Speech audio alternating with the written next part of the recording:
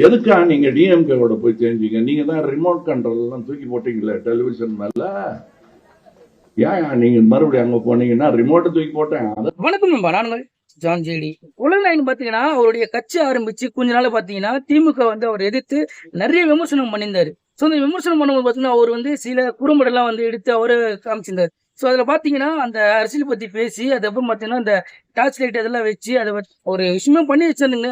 அந்த விஷயம் பண்ணிட்டு அதுக்கப்புறம் பார்த்தீங்கன்னா அவர் வந்து கையில் இந்த அந்த ரிமோட் வந்து தூக்கி வச்சிருப்பாரு. ஸோ அந்த ரிமோட் தூக்கி அடிச்சு இந்த விஷயம்லாம் பண்ணும்போது இப்போ பார்த்தீங்கன்னா இவர் வந்து அதே கட்சியில் சேர்ந்து அதே கட்சியோட இப்போ கூட்டணி இருக்கிறாரு அப்படின் போது அந்த கட்சிக்குள்ள சேர்ந்துருக்காரு அப்படின் போது அவர் இப்போ நிறைய பேருக்கு வந்து ஒரு கேள்வி என்னன்னா, நீங்க வந்து ஒரு அந்த கட்சி பத்தி பேசுனீங்கல்ல, சோ நீங்க அதை பத்தி எடுத்து பேசுனீங்க.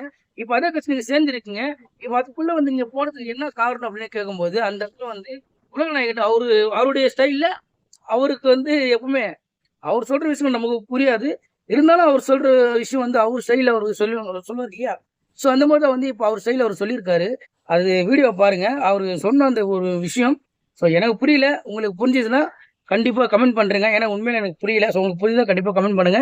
அவர் சொன்ன இந்த கருத்துக்கு உங்க கருத்தை கமெண்ட் பண்ணுங்க. முடிஞ்ச என் சேனலை ஃபாலோ பண்ணிக்கோங்க. நீங்க மறுபடியும் அங்க போனீங்கன்னா ரிமோட்டை தூக்கி போட்டேன். அதான் சொன்னேன், விமர்சிக்க உரிமை ஜனநாயகத்துக்கு உண்டு.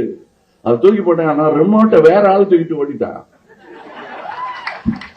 ஆகா, அங்க போக கூடாதுயா. ரிமோட்டு ஸ்டேட்டோட இருக்கணும்.